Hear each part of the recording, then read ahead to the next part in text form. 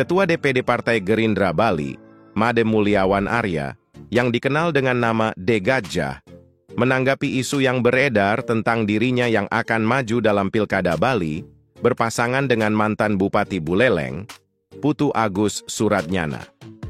Menurut De Gajah, isu tersebut hanya berasal dari aspirasi masyarakat dan bukan dari dirinya sendiri.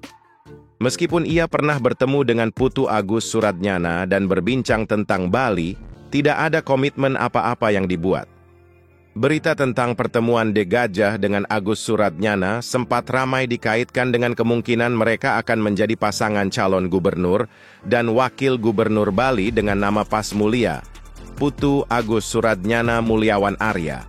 Namun, De Gajah menegaskan bahwa hingga saat ini, DPP Partai Gerindra baru menargetkan untuk mengusung calon wakil gubernur.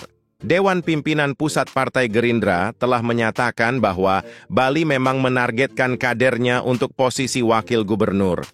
Namun, apapun keputusan Prabowo Subianto sebagai pimpinan pusat akan diikuti dengan patuh oleh De Gajah, yang menyatakan bahwa dirinya tidak berambisi untuk posisi tersebut.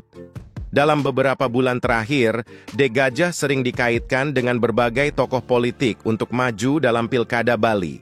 Sebelum nama Putu Agus Suratnyana, muncul nama Letnan Jenderal TNI I Nyoman Cantiasa, Wakil Kepala BIN, yang juga dipasangkan dengan De Gajah. Selain itu, ada pula nama mantan Gubernur Bali Wayan Koster, Bupati Badung Giri Prasta, dan DPD RI terpilih Ibi Rai Darmawijaya Mantra.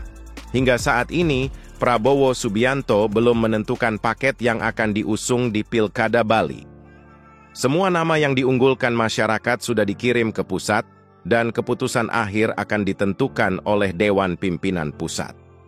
De Gajah menyatakan bahwa dirinya cukup puas berada di DPRD, tetapi jika ada perintah, ia akan menjalankannya. Soal calon gubernur masih dalam proses, dan apapun keputusannya, kader di daerah harus mengikuti arahan dari presiden, gubernur, bupati, hingga wali kota. De Gajah juga menolak untuk mengaitkan setiap pertemuannya dengan tokoh politik sebagai bagian dari kegiatan politik untuk Pilkada Serentak 2024. Ia menyatakan bahwa meskipun berbeda pilihan, pertemuan dengan politisi lain seperti Kembang Hartawan dari PDIP adalah hal yang biasa dan tidak ada kaitannya dengan kegiatan politik.